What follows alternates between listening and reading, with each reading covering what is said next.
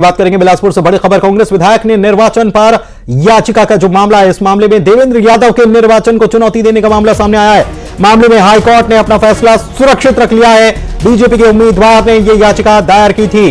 संपत्ति की जानकारी छिपाने का आरोप देवेंद्र यादव पर और आपराधिक जानकारी छिपाने का भी आरोप देवेंद्र यादव पर। जनप्रतिनिधित्व कानून का उल्लंघन किया गया, यह भी आरोप लगाया गया। मामले में फैसला सुरक्षित रख लिया गया।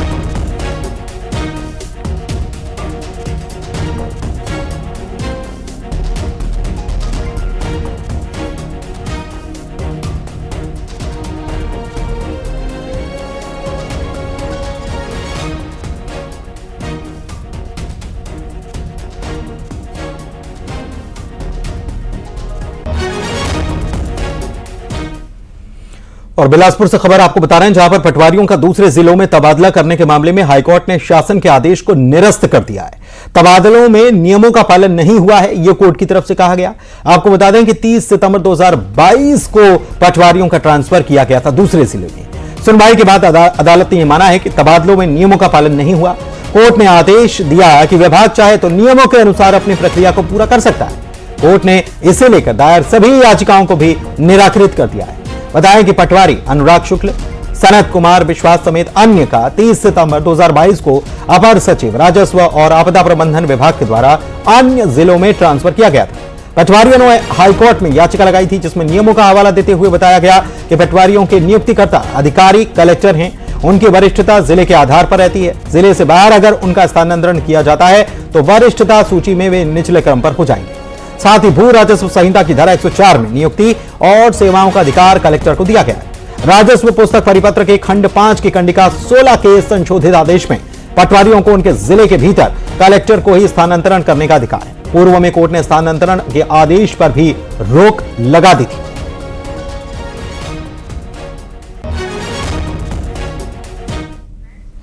सीएम डॉक्टर मोहन यादव दिल्ली के दौरे पर हैं और आज सीएम डॉक्टर मोहन यादव ने केंद्रीय स्वास्थ्य मंत्री से मुलाकात की। इस मुद्दे पर सीएम से बात की हमारे सहयोगी ने।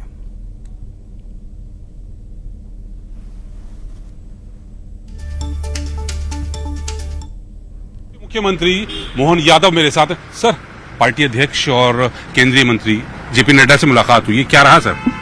हमारे अपने मेडिकल कॉलेज तैयार हैं और मेडिकल कॉलेज में इंस्पेक्शन हो जाएगा तो कॉलेज चालू हो जाएंगे। इसी प्रकार से खाद और उर्वरक के संबंध में खाद्य मंत्री भी हैं, उनसे बात हुई है और हमारी पार्टी के राष्ट्रीय अध्यक्ष भी हैं।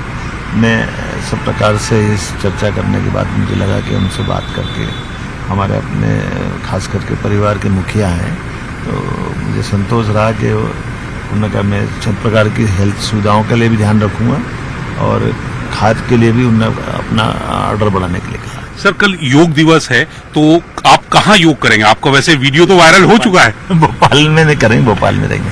बात अच्छी। तो मोहन यादव साहब कह रहे हैं कि मेडिकल कॉलेज और खाद की आपूर्ति को लेकर चर्चा की गई है। कैमरामैन प्रहलाद के साथ नई दिल्ली से अशरफ काज़मी, न्यूज़ 18। धार की बात करेंगे। ग्रामखेड़ा में नर्मदा बचाओ आंदोलन की नेत्री मेधा पाटकर की भूख हड़ताल से तबीयत बिगड़ गई है। 15 जून से मेधा पाटकर डूब प्रभावित लोगों के साथ भूख हड़ताल पर बैठी हैं। उनका स्वास्थ्य खराब हुआ और उसके बाद प्रशासनिक अमला हरकत में आया, जिसके बाद डॉक्टर्स का दल मौके पर पहुंचा। मेधा पाटकर का स्वास्थ्य परीक्षण किया गया। बताया जा रहा है कि सरदार सरोवर डूब प्रभावितों का ठीक से संपूर्ण पुनर्वास नहीं हुआ। इसके साथ ही उनको कई प्रकार की मांगे हैं, जिन्हें पूरी करने की मांग शासन प्रशासन से की जा रही है और इसी के चलते मेधा पाटकर भूख हड़ताल पर बैठ गई है। जो मांगे की गई हैं, जो मांगे सामने रखी गई हैं, हम सब चाहते हैं कि उन मांगों पर सरकार सुनवाई करे और सरकार उस प्रक्रिया को चलाने का काम, बढ़ाने का काम शुरू करे। अगर इस दिशा में सरकार उचित कार्रवाई सम्मानजनक तरीके से कोई फैसला नहीं लेती है, प्रक्रिया को आगे नहीं बढ़ाती है, तो निश्चित है कि देश में ये आंदोलन और तेज होगा और मुखर होगा। उज्जैन से खबर। महाकालेश्वर मंदिर में कर्मचारी ने मंदिर और महाकाल लोक में पानी की व्यवस्था के लिए 2 बोरिंग करवाए। महाकाल मंदिर के ई कार्ड चालक संजय ने अपनी जमीन बेचकर ये बोरिंग करवाए। उज्जैन में जल संकट की स्थिति बनी हुई है। गंभीर बांध में भी पानी की कमी है और ऐसे में श्रद्धालुओं को कोई परेशानी न आए, इसका ध्यान रखते हुए संजय ने भगवान महाकाल को 2 बोरिंग अर्पित किए। इसके लिए उन्होंने अपनी पुश्तैनी जमीन भी बेच डाली।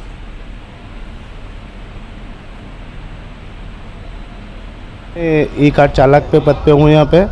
और पिछले वर्ष भी गर्मी में बहुत दिक्कत आई। त्रिवेणी संग्रहालय से भी मंदिर ने पानी लेके पिलाया, नान भी भरी वहाँ पे जा के। तकलीफ आ रही थी यात्रियों को, इसलिए मेरे मन में प्रेरणा आई और मैंने बोरिंग का निर्णय लिया। तो ट्यूबवेल लगाने से यात्रियों की क्या है आसानी हो जाएगी जल की थोड़ी, इसलिए मैंने दान के रूप में बोरिंग करा है। अंजू भाई आंजना जो कि आउटसोर्स में कर्मचारी है, ई कार्ड चलाते हैं, उनके द्वारा भी कुछ पैतृक भूमि बेची गई थी, तो उनको प्रेरणा मिली कि उनको यात्रियों के लिए पेयजल की सुविधा करना चाहिए। तो उनके द्वारा स्वयं के व्यय से 2 ट्यूबवेल मंदिर में पूर्व में लगाए गए थे और अभी गंगा दशमी पे उनके उस पर एक मोटर लगाई गई है और उसमें पर्याप्त मात्रा में पानी निकला है। कटनी में लापता सिमको फैक्ट्री के मैनेजर का चूना भट्टे से शव मिला। परिजनों ने कपड़ों से एक शव की शिनाख्त की। परिजनों ने मैनेजर की हत्या का आरोप लगाया। उनका कहना है कि मैनेजर का फैक्ट्री कर्मचारियों से विवाद भी चल रहा है। एमपी में शहर शहर बदमाश बेखौफ है। बदमाशों को कानून का डर नहीं। पहली तस्वीर ग्वालियर की, जहां पर युवक से मारपीट की गई। 12 से ज्यादा युवकों ने लात घूंसों से पिटाई की। मारपीट के बाद आरोपी फरार हो गए। पुलिस तक शिकायत नहीं पहुंची। दूसरी तस्वीर सीधी की, यहां पर बदमाशों ने पहले युवक को पीटा, उसकी बाइक लेकर फरार हो गए। तीसरी तस्वीर नर्मदापुरम की, यहां पर सब्जी मंडी में युवक की पिटाई की गई। कुछ लोगों ने युवक को डंडे और बेल्ट से भी पीटा। एमपी के कई जिलों में भीषण गर्मी के बीच मौसम का मिजाज बदल गया। तेज हवाओं के साथ बारिश हुई, जिससे मौसम सुहाना हो गया। लोगों को राहत मिली। ग्वालियर दतिया की तस्वीर, साथ में मंडला की तस्वीर आप देख रहे हैं।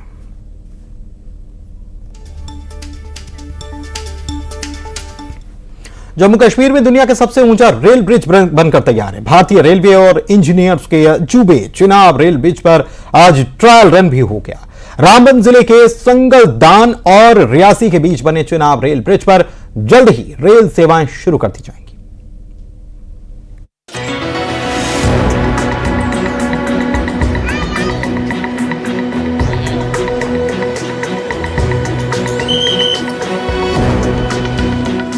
ये दुनिया का सबसे ऊंचा चिनाब रेल ब्रिज है, जहां ट्रेन हवा से बात करती हुई दिखाई दे रही है। दरअसल ये सरकार की महत्वाकांक्षी योजनाओं में से एक है, जिसका पहला ट्रायल सफलतापूर्वक कर लिया गया है। बन के संगलगन और रियासी के बीच ट्रायल किया गया और बहुत जल्द इसमें आम जनता भी सफर कर सकेंगे।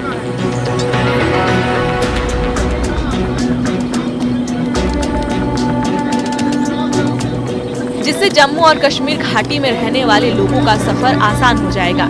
इससे काफी समय की बचत भी होगी। ट्रेन 7 स्टेशन से होते हुए बारामूला पहुंचेगी।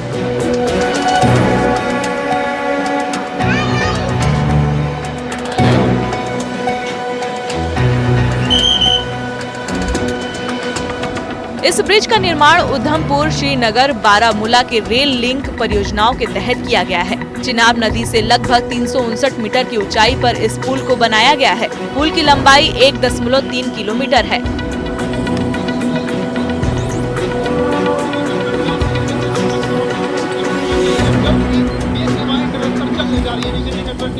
चिनाब रेल ब्रिज के निर्माण में 30,000 मीट्रिक टन स्टील के इस्तेमाल होने की बात कही जा रही है। पुल का निर्माण 1486 करोड़ की लागत से किया गया है। कहा जा रहा है कि यह ब्रिज 260 किलोमीटर प्रति घंटे तक की हवा की गति का सामना कर सकता है। Bureau report, news 18। बिलासपुर में एक्शन में ट्रैफिक पुलिस नजर आई और चेकिंग के दौरान 144 गाड़ियों पर एक्शन लिया गया। नियमों का पालन नहीं करने पर इन सभी के चालान काट दिए गए। कई जगहों पर यह अभियान चलाया गया।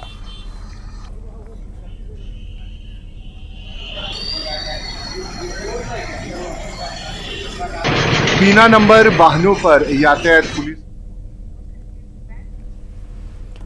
योग दिवस से पहले सीएम डॉक्टर मोहन यादव का वीडियो सामने आया, जिसमें सीएम योग करते हुए दिखाई दे रहे हैं। सीएम रोजाना अपनी दिनचर्या की शुरुआत योग से ही करते हैं।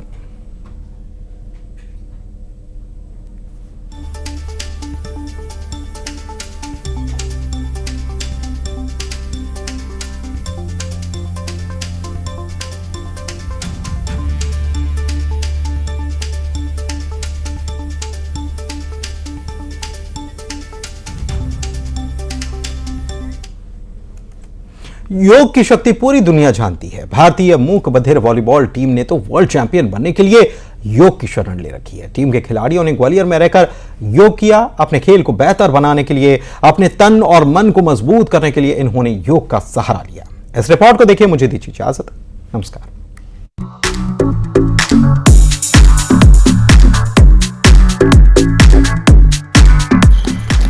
योग के फायदे पूरी दुनिया जानती है। तन और मन को योग स्वस्थ बनाता है, लेकिन क्या आपको पता है कि योग चैंपियन भी बनाता है?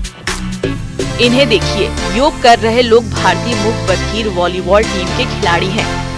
जापान में आयोजित वर्ल्ड चैंपियनशिप के लिए रवाना होने से पहले इन खिलाड़ियों ने ग्वालियर में ही 1 महीने तक ट्रेनिंग के दौरान योग भी किया। ये खिलाड़ी अपने खेल में माहिर है ही, योग के जरिए इन्होंने अपने मन को भी मजबूत किया। जब ये चैंपियनशिप में उतरेंगे और खिताब के लिए दुनिया की 8 सर्वश्रेष्ठ टीमों के बीच मुकाबला होगा, तो योग इन्हें जीत दिलाएगी। अंतर्राष्ट्रीय योग प्रशिक्षक योगी योगेंद्र के मुताबिक योग से भारतीय टीम का प्रदर्शन और बेहतर होगा और इस बार टीम भारत के लिए मेडल लेकर आएगी। खेल के साथ साथ योग को हिस्सा बनाते हैं तो उसके साथ साथ आपकी जो खेल की परफॉर्मेंस है वो और अच्छी हो जाती है।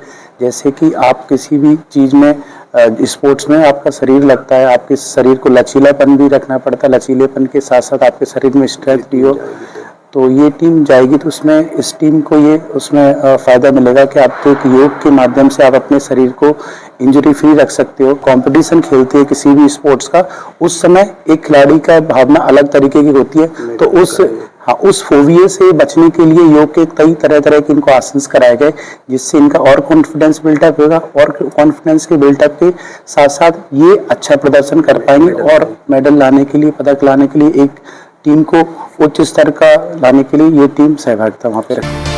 भारतीय मुख बधिर वॉलीबॉल टीम को जीत दिलाने के लिए 8 कोच ने लगातार मेहनत की है। खिलाड़ियों को मानसिक तौर पर मजबूत बनाना बड़ी चुनौती रही, लेकिन टीम ने ग्वालियर में रोजाना 8 घंटे प्रैक्टिस की है। टीम में देश भर से चयनित बेहतरीन 16 खिलाड़ी शामिल हैं। इन्होंने वॉलीबॉल की प्रैक्टिस तो की ही है, तैराकी, रनिंग और योग के जरिए भी खुद को मजबूत बनाया। भारतीय टीम के कोच बालाजी के मुताबिक टीम इस बार जोरदार मेहनत करके वर्ल्ड चैंपियनशिप में उतर रही है, लिहाजा बेहतर प्रदर्शन करेगी। पिछली बार अमेरिका में हुई वर्ल्ड चैंपियनशिप में भारतीय टीम 8वें नंबर पर रही थी। यही वजह है इस बार टीम की प्रैक्टिस में योग को भी शामिल किया गया है। इस बार जापान में भारतीय टीम का मुकाबला तुर्की, अमेरिका और इटली जैसी मजबूत टीमों से होगा। कोच को उम्मीद है कि भारतीय टीम इस बार जीत हासिल करेगी। तो हमारा लास्ट पोजीशन है 2016 अमेरिका में 7th पोजीशन है, तो इस बार और अच्छा पोजीशन बनाने के लिए मैं कोशिश कर रहा हूँ। ये तो लास्ट महीने भी एक कोचिंग कैंप बनाया है, वो 30 प्लेयर्स था पहले, उसमें हमें 14 मेंबर्स सिलेक्शन किया है। अच्छा प्लेयर्स है, ये सभी मेरिट है। सो इसमें 12 प्लेयर्स हमें लेके जाएंगे। जो रिजर्व प्लेयर्स है उसका एक्सपीरियंस के लिए हमें रखा है, वो नेक्स्ट वो यंगस्टर्स है, उनको भी एक्सपीरियंस होता है ये कोचिंग कैंप अटेंड किया, तो इसीलिए। भारतीय टीम जापान रवाना हो चुकी है। देश को उम्मीद है कि टीम इस बार चैंपियनशिप में मेडल जरूर लाएगी। इसके लिए टीम ने खूब मेहनत की है, अपने खेल को तो बेहतर किया ही है, योग के जरिए भी खुद को मजबूत बनाया है। सुशील कौशिक, न्यूज़ 18 ग्वालियर।